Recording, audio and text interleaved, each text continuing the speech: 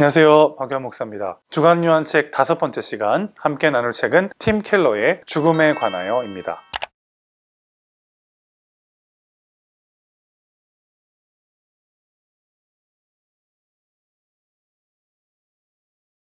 이 책은 팀 켈러 목사님이 처제의 장례식에서 했던 설교가 계기가 되어 출판된 책입니다. 3권의 소책자로 구성되어 있고 각각 태어남과 결혼, 그리고 죽음이라는 주제를 다루고 있습니다. 나중에 팀 켈러 목사님의 다른 책들도 소개할 계획인데요. 이 소책자 시리즈는 한 권당 120페이지 정도 되는 얇은 분량으로 구성되어 있습니다. 그래서 고통에 답하다, 답이 되는 기독교 같은 팀 켈러의 주옥 같은 책들을 읽기 전에 팀 켈러 입문서로 읽어도 좋을 책이 아닐까 싶습니다. 그중 오늘 소개할 책인 죽음에 관하여 이 책은 총 3부분으로 구성되어 있는데요.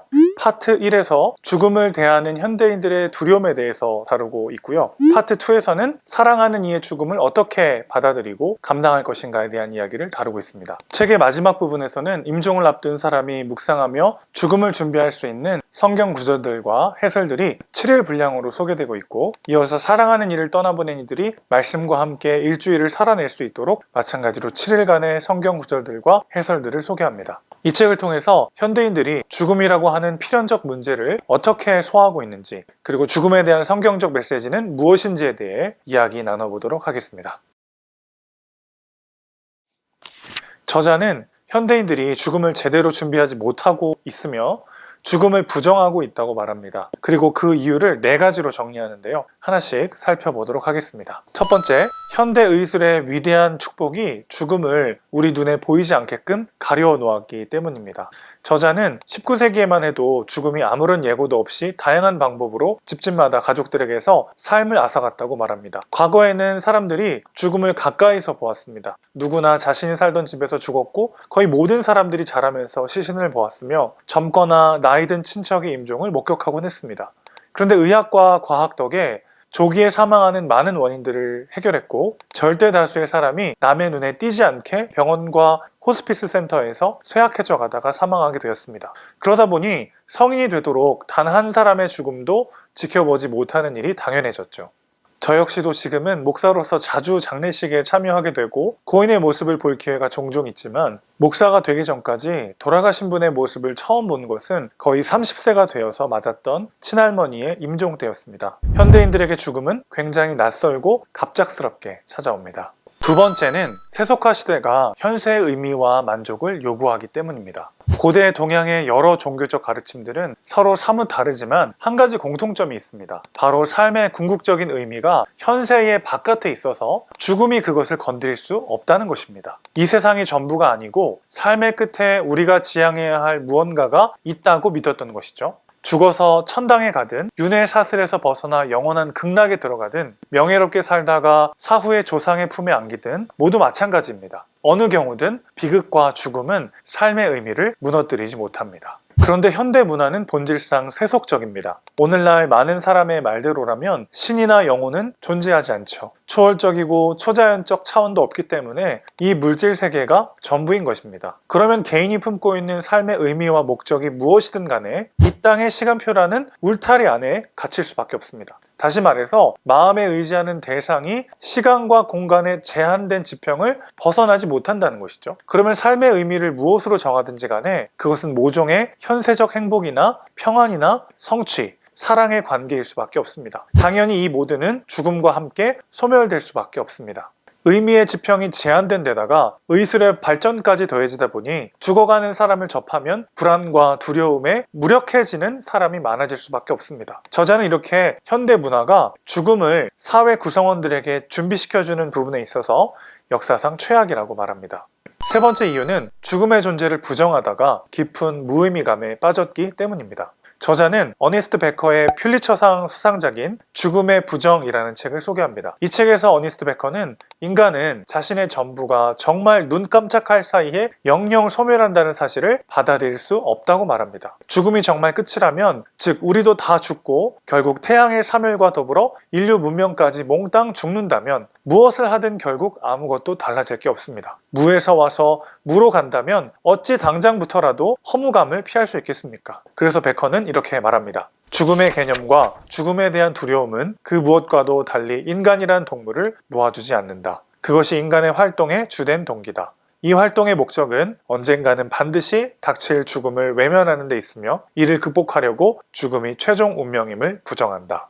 저자는 베커의 책을 인용하면서 인류가 보편적으로 죽음을 두려워하긴 했지만 옛날 사람들은 사후의 생명과 의미를 믿어서 그 문제를 해결했다고 말합니다.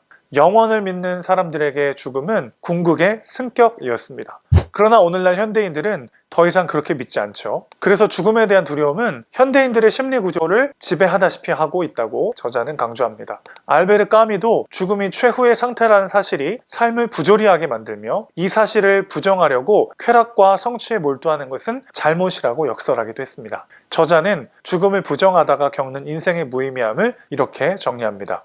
인류 전체는 죽음을 두려워하고 미워하지 않을 수 없다. 이는 인간만이 가진 뿌리 깊은 문제다. 종교는 사람들에게 가장 막강한 이 적에 맞설 자원을 주었다. 그러나 현대의 세속주의는 그 자원을 잃어버렸고 여태 다른 아무 것으로도 그 상실을 대체하지 못했다. 네 번째 이유는 현대 문화에 죄와 죄책과 용서라는 범주가 없어졌기 때문입니다. 저자는 이 지점에서 니체와 프로이트의 죄책감에 대한 입장을 소개합니다. 니체는 인간 안에 부채의식이나 죄책감이 생기게 된 것은 초월적 신을 우리가 복종해야 할 대상으로 믿기 때문이라고 주장했습니다. 그런데 종교가 쇠퇴하면서 심판의 신을 믿지 않는 사람이 점점 많아지고 있으니까 인간의 죄의식도 차차 약해질 것이라고 예상했습니다. 그러나 저자는 이 지점에서 오클라호마 대학 교수 윌프레드 맥클레이의 이상하게 집요한 죄책감이라는 글을 인용하면서 니체의 예측은 실현되지 않았다고 말합니다. 맥클레이는 죄책감을 모든 문명의 대체 불가한 특성으로 본 프로이트가 더 나은 예언자라고 보았습니다. 그의 말을 들어보시죠. 사회를 무너뜨리는 이기적 행동을 자제하려면 죄책감을 대가로 치러야 한다. 아무리 우리가 죄성과 죄의식을 떨쳐내려 해도 그것이 끈질기게 다른 형태로 튀어나온다는 뜻이다. 죄책감은 카멜레온처럼 교활한 협잡꾼이라서 스스로 위장하고 잠복하며 크기와 모양을 바꾼다. 그러는 내내 집요하게 더 깊어진다. 인간은 절대 도덕, 죄와 심판, 죄책감과 수치심의 벌 등에 대한 신념을 버릴 수 없습니다. 그런데 오늘날 우리는 하나님과 천국과 지옥에 대한 기존의 신념을 버렸고 그 결과 회개하거나 은혜와 용서를 베풀 수 있는 유구한 자원을 잃어버리게 되었습니다. 이 모두가 죽음이 닥칠 때 이 시대를 사는 우리에게 위기를 가져옵니다. 저자에 의하면 죽음이 다가오면 대부분의 사람들은 일생을 돌아보며 극심한 후회에 빠진다고 합니다. 사랑하는 이들에게 해주지 못한 말이나 행동이라든지 또 사과하지 않았거나 사과를 받아주지 않았던 일들, 상대방의 호의를 무시했거나 남을 매정하게 대했는데 용서받기에는 너무 늦어버린 일들, 살아오면서 날려버린 기회나 아예 허송세월했던 시간 등의 죄책감과 안타까움을 느끼며 생을 마감하는 사람들이 많다고 저자는 말합니다. 모든 종교가 죽음과 내세를 말하지만 대체로 주장하는 바는 영혼에 대비하려면 착하게 살아야 한다는 것이다. 그런데 막상 죽음이 닥쳐오면 우리 모두는 자신이 최선의 삶의 근처에도 가지 못했음을 깨닫는다.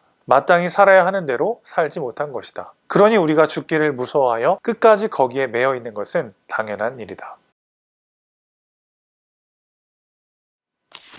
그렇다면 사랑하는 사람의 죽음을 그리고 우리 자신의 죽음을 우리는 어떻게 받아들여야 할까요? 데살로니가전서 4장 13절에서 바울은 소망 없는 다른 이와 같이 슬퍼하지 않아야 한다고 말합니다.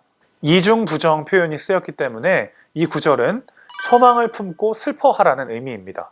우리는 슬픔을 애써 억누르거나 그저 참으려고만 하지 말고 자신에게든 다른 사람에게든 하나님께든 자신의 생각과 감정을 솔직히 시인해야 합니다. 의문을 품고 울분과 슬픔을 토하는 일이 영적이지 못하다라고 생각하지 말아야 합니다. 욥도 주님께 울부짖었죠. 욥은 참담한 고난 앞에 목청껏 하나님께 하소연했습니다. 기도한다고 해서 죽은 자녀들이 살아 돌아온 것은 아니었지만 부단히 기도하며 그분을 만났습니다. 삶의 모든 부분에서 우리의 본이 되어주셨던 예수님은 어떠셨나요? 예수님도 친구 나사로의 죽음 앞에서 우시고 분노하셨습니다. 예수님은 마리아의 말을 듣고 난 후 눈물을 흘리셨어요. 이어 그분은 화가 나서 씩씩거리며 나사로의 무덤으로 가셨습니다. 여기서 조금 의문이 들 수도 있을 것 같아요. 잠시 후면 주님께서는 나사로를 죽은 자 가운데서 다시 살리실 것을 분명하셨을 것입니다. 그런데 왜 예수님은 다 아시면서도 슬퍼하시고 분노하셨을까요? 저자의 말을 들어보시죠. 죽음이 침입자라서 그렇다. 하나님이 본래 설계하신 세상과 인생에 죽음은 들어있지 않았다. 본래 우리는 죽지 않고 영원히 살도록 되어 있었다. 시간이 갈수록 더 쇠약해지는 게 아니라 더 아름다워지도록 되어 있었다. 그런데 우리가 하나님을 등지고 스스로 구주와 주님이 되려는 바람에 모든 것이 망가졌다. 사람의 몸, 자연 질서, 우리의 마음, 관계 등 아무것도 이제 본래의 설계대로 작동하지 않는다. 전부 훼손되고 변질되고 망가졌으며 죽음도 그 일부다. 그래서 예수님은 죽음이라는 괴물 앞에 노하여 눈물을 흘리신다. 죽음은 그분이 사랑하시는 창조 세계를 무참히 일그러뜨렸다. 저자는 죽음을 거대한 단절이고 거대한 분열이며 거대한 모욕이라고 말합니다. 죽음은 이 세상이 본래 창조된 목적을 파괴하는 침입자입니다. 그러므로 죽음 앞에 슬퍼하는 것은 당연한 반응입니다.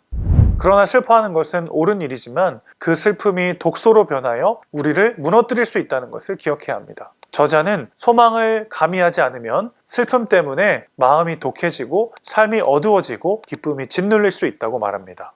그래서 우리는 죽음 앞에 슬퍼하되 소망을 품고 슬퍼해야 합니다. 우리는 어떻게 죽음이 주는 슬픔 중에도 소망을 품을 수 있을까요? 나사로를 무덤에서 꺼내시려 무덤에 들어가신 예수님을 기억할 때 가능합니다. 예수님이 나사로를 죽은 자 가운데서 다시 살리시자 그분을 대적하던 세력이 한 목소리로 이렇게 말했습니다. 더는 가만히 둘 수 없다. 이제 죽여야 한다. 우리가 예수를 죽여야 한다. 예수님은 죽은 나사로가 다시 살아나면 적들이 극단적 조치로 치달을 것을 아셨습니다. 그럼에도 예수님은 나사로를 무덤 밖으로 부르셨습니다. 우리 주님은 나사로를 무덤에서 나오게 하려면 자신이 무덤에 들어가시는 수밖에 없음을 아셨습니다. 그분을 믿는 모든 사람에게 부활을 보장하시려면 실제로 그분이 죽으셔야만 했다는 것을 아셨습니다. 그래서 예수님은 십자가에서 죽으시고 부활하심으로 죽음을 정복하셨고 그분으로 인해 우리도 장차 그분의 부활에 동참하게 되었습니다. 이것이 우리의 소망입니다. 그런데 슬픔과 소망은 서로 어울리지 않아 보이기도 합니다. 저자는 슬픔과 소망이 상호 배타적이라고 보는 경향이 있음을 지적하면서 이 둘이 짝을 이룰 수 있다는 것을 보여주는 예화를 하나 소개합니다.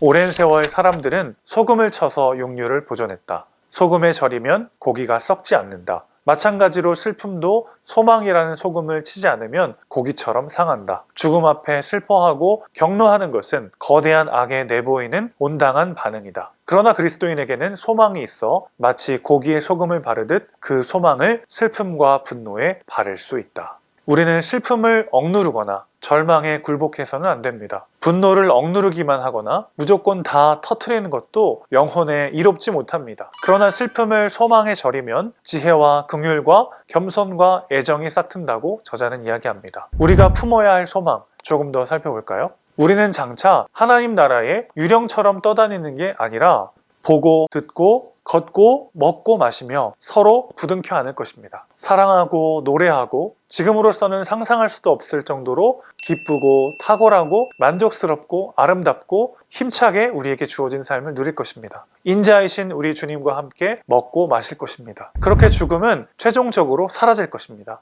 물리적 목숨을 잃은 것에 대한 천국의 위안 정도가 아니라 물리적 목숨까지도 회복하는 것입니다. 평생 사모하던 사람과 육체와 정신과 존재를 모두 얻는 것입니다. 이 세상 것은 아무리 놀랍거나 위대해도 장차 직접 만나게 될 하나님, 그리고 사랑의 세계인 새 하늘과 새 땅에 비하면 예고편이나 맛보기에 불과하다고 저자는 말합니다. 우리를 사랑으로 바라보시는 우주의 하나님을 마침내 뵐 때 우리 영혼의 잠재력이 모두 실현되면서 우리는 하나님의 자녀로서 영광의 자유를 누리게 될 것입니다.